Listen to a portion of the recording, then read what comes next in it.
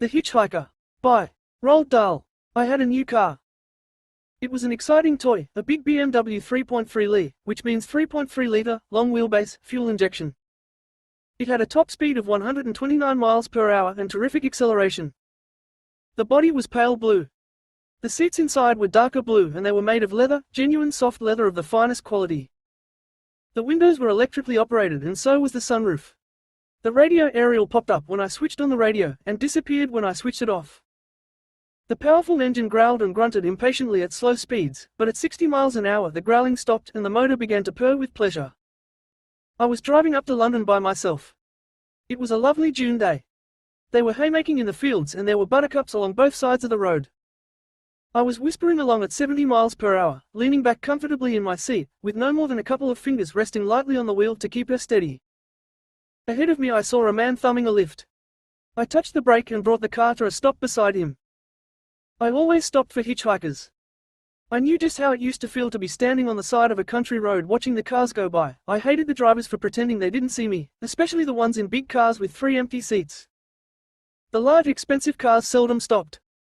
It was always the smaller ones that offered you a lift, or the old rusty ones or the ones that were already crammed full of children and the driver would say, "I think we can squeeze in one more." The hitchhiker poked his head through the open window and said, "Going to London, governor?" Quote, "Yes," I said. "Jump in." He got in and I drove on.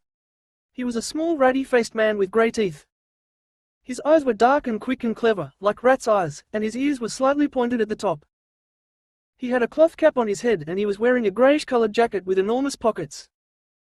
The grey jacket, together with the quick eyes and the pointed ears, made him look more than anything like some sort of a huge human rat. "What part of London are you headed for?" I asked him. "I'm going right through London and out the other side," he said. "I'm going to Epsom, for the races. It's Derby Day today." "So it is," I said. "I wish I were going with you. I love betting on horses." "I never bet on horses," he said. "I don't even watch them run. That's a stupid silly business." "Then why do you go?" I asked. He didn't seem to like that question. His little ratty face went absolutely blank and he sat there staring straight ahead at the road, saying nothing. "I expect you help to work the betting machines or something like that," I said. "That's even sillier," he answered. "There's no fun working in lousy machines and selling tickets to mugs. Any fool could do that." There was a long silence. I decided not to question him anymore. I remembered how irritated I used to get in my hitchhiking years when drivers kept asking me questions. "Where are you going? Why are you going there? What's your job? Are you married? Do you have a girlfriend? What's her name? How old are you?" And so forth and so forth. I used to hate it. "I'm sorry," I said, "it's none of my business what you do." The trouble is I'm a writer, and most writers are terribly nosy. "You write books?" he asked. "Yes. Written books is okay," he said. "It's what I call a skilled trade. I'm in a skilled trade too. The folks I despise is them that spend all their lives doing crummy old routine jobs with no skill in them at all. You see what I mean?" Quote, "Yes. The secret of life," he said, "is to become very very good at something that's very very hard to do." "Like you," I said. "Exactly. You and me both. What makes you think that I'm any good at my job?" I asked. "There's an awful lot of bad writers around." "You wouldn't be driving about in a car like this if you weren't no good at it," he answered. "It must have cost a tidy packet, this little job." "It wasn't cheap." "What can she do flat out?" he asked. 129 miles an hour, I told him. "I'll bet she won't do it." "I'll bet she will. All car makers is liars," he said. "You can buy any car you like and it'll never do what the makers say it will in the ads. This one will. Open her up then and prove it," he said. "Go on, governor, open her right up and let's see what she'll do." There is a traffic circle at Chalfont Street, Peter, and immediately beyond it there's a long straight section of divided highway. We came out of the circle onto the highway and I pressed my foot hard down on the accelerator. The big car leaped forward as though she'd been stung. In 10 seconds or so, we were doing 90. "Lovely!" he cried. "Beautiful! Keep going!" Quote, I had the accelerator jammed right down against the floor and I held it there. 100. He shouted, 105. 110. 115. Go on. Don't slack off. Quote. I was in the outside lane and we flashed past several cars as though they were standing still: a green Mini, a big cream-colored Citroen, a white Land Rover, a huge truck with a container on the back, an orange-colored Volkswagen minibus. Dot, dot, dot. 120. My passenger shouted, jumping up and down. Go on, go on. Get her up to 129. Quote. At that moment, I heard the scream of a police siren. It was so loud it seemed to be right inside the car, and then a cop on a motorcycle loomed up alongside us on the inside lane and went past us and raised a hand for us to stop. Oh, my sainted aunt! I said. That's torn it. Quote. The cop must have been doing about 130 when he passed us, and he took plenty of time slowing down. Finally, he pulled to the side of the road and I pulled in behind him. I didn't know police motorcycles could go as fast as that, I said rather lamely. That one can, my passenger said. It's the same make as yours. It's a BMW R90S. Fastest bike on the road.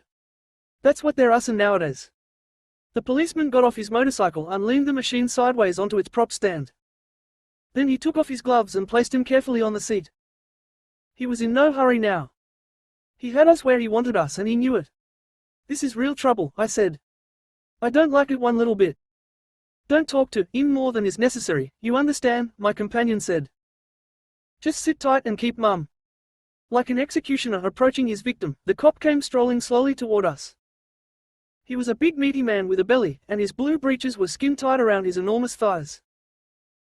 His goggles were pulled up onto the helmet, showing a smoldering red face with wide cheeks. We sat there like guilty schoolboys, waiting for him to arrive. Watch out for this man, my passenger whispered, he looks mean as the devil. The policeman came around to my open window and placed one meaty hand on the sill. What's the hurry? He said. No hurry, officer, I answered. Perhaps there's a woman in the back having a baby and you're rushing her to hospital? Is that it? Quote. No, officer. Or perhaps your house is on fire and you're dashing home to rescue the family from upstairs? His voice was dangerously soft and mocking. My house isn't on fire, officer.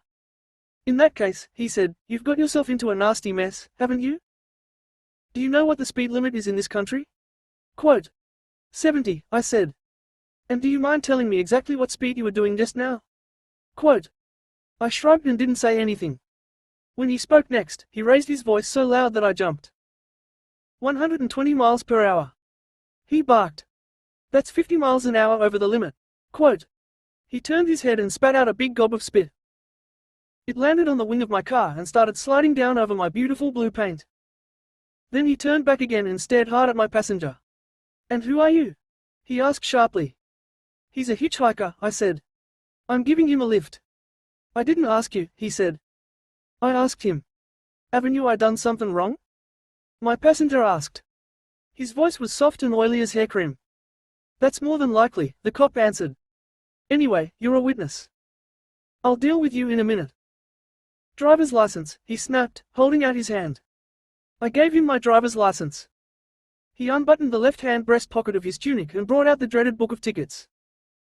Carefully, he copied the name and address from my license. Then he gave it back to me.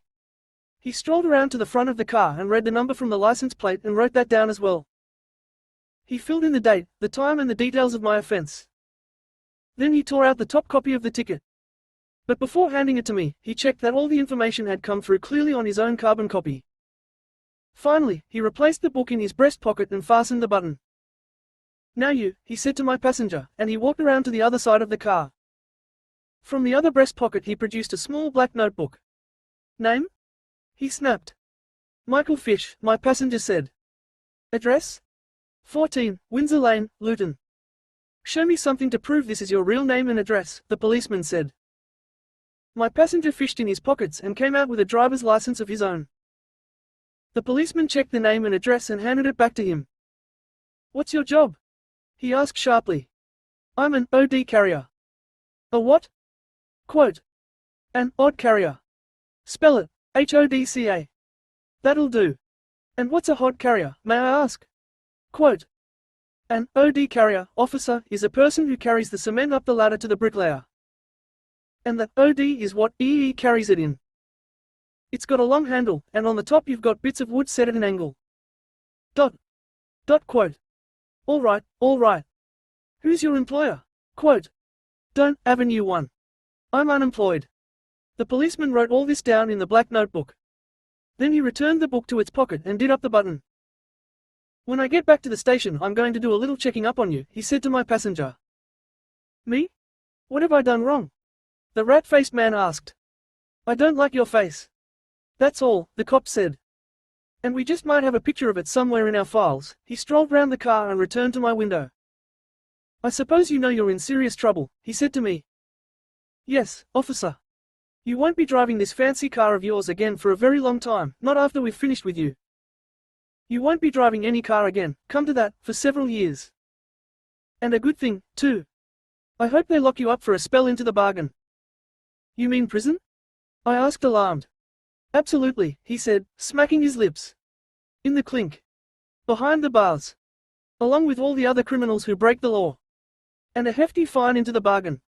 Nobody will be more pleased about that than me. I'll see you in court, both of you. You'll be getting a summons to appear.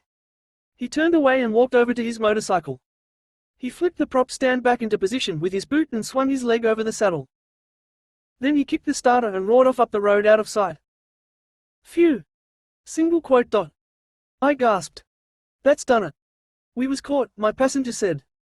We was caught good and proper. I was caught, you mean? That's right, he said. What you going to do now, governor? Quote. I'm going straight up to London to talk to my solicitor, I said. I started the car and drove on. You mustn't believe what E.E. said to you about going to prison, my passenger said. They don't put nobody in the clink just for speeding. Are you sure of that? I asked. I'm positive, he answered. They can take your license away and they can give you a whopping big fine, but that'll be the end of it. I felt tremendously relieved. By the way, I said, why did you lie to him? Quote. Who, me? He said. What makes you think I lied? Quote. You told him you were an unemployed hod carrier. But you told me you were in a highly skilled trade. So I am, he said. But it don't pay to tell everything to a copper. So what do you do? I asked him. Ah, he said slyly. That'll be tellin', wouldn't it? Quote. Is it something you're ashamed of? Quote. Ashamed? He cried. Me, ashamed of my job? I'm about as proud of it as anybody could be in the entire world. Quote. Then why won't you tell me? Quote. You writers really is nosy Parkers, aren't you? He said. And you ain't going to be happy, I don't think, until you've found out exactly what the answer is. Quote. I don't really care one way or the other, I told him, lying. He gave me a crafty little ratty look out of the sides of his eyes. I think you do care, he said. I can see it on your face that you think I'm in some kind of a very peculiar trade and you're just acting to know what it is. I didn't like the way he read my thoughts. I kept quiet and stared at the road ahead. You'd be right, too, he went on. I am in a very peculiar trade. I'm in the queerest peculiar trade of all. I waited for him to go on. That's why I has to be extra careful who I'm talking to, you see. How am I to know, for instance, you're not another copper in plain clothes? Quote. Do I look like a copper? Quote. No, he said. You don't. And you ain't. Any fool could tell that. He took from his pocket a tin of tobacco and a packet of cigarette papers and started to roll a cigarette. I was watching him out of the corner of one eye, and the speed with which he performed this rather difficult operation was incredible. The cigarette was rolled and ready in about 5 seconds. He ran his tongue along the edge of the paper, stuck it down and popped the cigarette between his lips. Then, as if from nowhere, a lighter appeared in his hand. The lighter flamed. The cigarette was lit. The lighter disappeared. It was altogether a remarkable performance. I've never seen anyone roll a cigarette as fast as that, I said. Ah, he said, taking a deep suck of smoke. So you noticed? Of course I noticed. It was quite fantastic. He sat back and smiled. It pleased him very much that I had noticed how quickly he could roll a cigarette. You want to know what makes me able to do it? He asked. Go on then. It's because I've got fantastic fingers. These fingers of mine, he said, holding up both hands high in front of him, are quicker and cleverer than the fingers of the best piano player in the world. Quote. Are you a piano player? Quote. Don't be daft. He said. Do I look like a piano player? I glanced at his fingers. They were so beautifully shaped, so slim and long and elegant, they didn't seem to belong to the rest of him at all. They looked more like the fingers of a brain surgeon or a watchmaker. My job, he went on, is 100 times more difficult than playing the piano. Any twerp can learn to do that. There's titchy little kids learning to play the piano in almost any house you go into these days. That's right, ain't it? Quote. More or less, I said. Of course it's right. But there's not one person in 10 million can learn to do what I do. Not one in 10 million. How about that? Quote. Amazing, I said. You're damn right it's Amazon, he said. I think I know what you do, I said. You do conjuring tricks. You're a conjurer. Me? He snorted. A conjurer? Can you picture me going round crummy kids' parties making rabbits come out of top, ATS? Quote. Then you're a card player. You get people into card games and you deal yourself marvelous hands. Me? A rotten card sharper. He cried. That's a miserable racket if ever there was one. All right. I give up. I was taking the car along slowly now, at no more than 40 miles an hour, to make quite sure I wasn't stopped again. We had come onto the main London-Oxford road and were running down the hill toward Denham. Suddenly, my passenger was holding up a black leather belt in his hand. Ever seen this before? He asked. The belt had a brass buckle of unusual design. Hey! I said. That's mine, isn't it? It is mine. Where did you get it? Quote. He grinned and waved the belt gently from side to side. Where do you think I got it? He said. Off the top of your trousers, of course. I reached down and felt for my belt. It was gone. You mean you took it off me while we've been driving along? I asked flabbergasted. He nodded, watching me all the time with those little black ratty eyes. That's impossible, I said. You'd have had to undo the buckle and slide the whole thing out through the loops all the way round. I'd have seen you doing it. And even if I hadn't seen you, I'd have felt it. Ah, but you didn't, did you? He said, triumphant. He dropped the belt on his lap, and now all at once there was a brown shoelace dangling from his fingers. And what about this, then? He exclaimed, waving the shoelace. What about it? I said. Anyone around, missing a shoelace? He asked, grinning. I glanced down at my shoes. The lace of one of them was missing. Good grief, I said. How did you do that? I never saw you bending down. You never saw nothing, he said proudly. You never even saw me move an inch. And you know why? Quote. Yes, I said. Because you've got fantastic fingers. Exactly right. He cried. You catch on pretty quick, don't you? He sat back and sucked away at his homemade cigarette, blowing the smoke out in a thin stream against the windshield. He knew he had impressed me greatly with those two tricks, and this made him very happy. I don't want to be late, he said. What time is it? There's a clock in front of you, I told him. I don't trust car clocks, he said. What does your watch say? Quote. I hitched up my sleeve to look at the watch on my wrist. It wasn't there. I looked at the man. He looked back at me, grinning. You've taken that, too, I said. He held out his hand and there was my watch lying in his palm. Nice bit of stuff, this, he said. Superior quality. 18-karat gold. Easy to sell, too. It's never any trouble getting rid of quality goods. I'd like it back, if you don't mind, I said rather huffily. He placed the watch carefully on the leather tray in front of him. I wouldn't nick anything from you, governor, he said. You're my pal. You're giving me a lift. I'm glad to hear it, I said. All I'm doing is answering your question, he went on. You asked me what I did for a living and I'm showing you. What else have you got of mine? Quote. He smiled again, and now he started to take from the pocket of his jacket one thing after another that belonged to me. My driver's license, a key ring with 4 keys on it, some pound notes, a few coins, a letter from my publishers, my diary, a stubby old pencil, a cigarette lighter, and last of all, a beautiful old sapphire ring with pearls around it belonging to my wife. I was taking the ring up to a jeweler in London because one of the pearls was missing. Now there's another lovely piece of goods, he said, turning the ring over in his fingers. That's 18th century, if I'm not mistaken, from the reign of King George III. You're right, I said, impressed. You're absolutely right. He put the ring on the leather tray with the other items. So you're a pickpocket, I said. I don't like that word, he answered. It's a coarse and vulgar word. Pickpockets is coarse and vulgar people who only do easy little amateur jobs. They lift money from blind old ladies. What do you call yourself, then? Quote. Me? I'm a fingersmith. I'm a professional fingersmith. He spoke the words solemnly and proudly, as though he were telling me he was the president of the Royal College of Surgeons or the Archbishop of Canterbury. I've never heard that word before, I said. Did you invent it? Quote. Of course I didn't invent it, he replied. It's the name given to them who's risen to the very top of the profession. You've heard of a goldsmith and a silversmith, for instance. They're experts with gold and silver. I'm an expert with my fingers, so I'm a fingersmith. It must be an interesting job. It's a marvelous job, he answered. It's lovely. And that's why you go to the races. Quote. Race meetings is easy meat, he said. You just stand around after the race, watching for the lucky ones to queue up and draw their money. And when you see someone collecting a big bundle of notes, you simply follows after him and helps yourself. But don't get me wrong, governor. I never takes nothing from a loser. Nor from poor people neither. I only go after them as can afford it, the winners and the rich. That's very thoughtful of you, I said. How often do you get caught? Quote. Caught? He cried, disgusted. Me get caught. It's only pickpockets get caught. Fingersmiths never.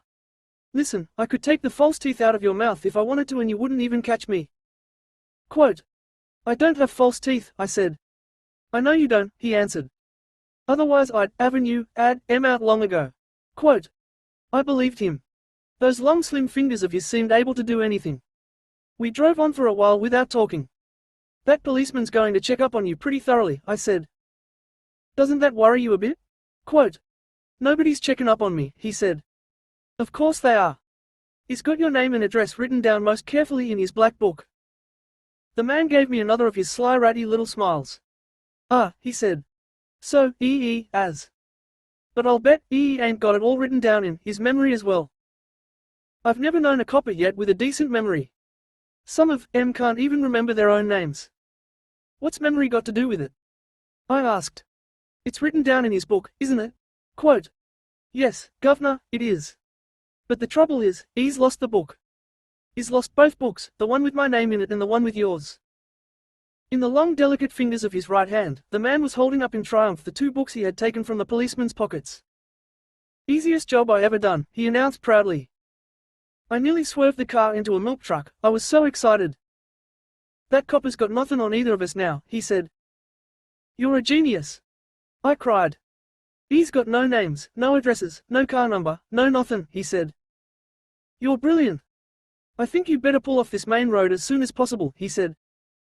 Then we'd better build a little bonfire and burn these books. You're a fantastic fellow. I exclaimed. Thank you, governor, he said.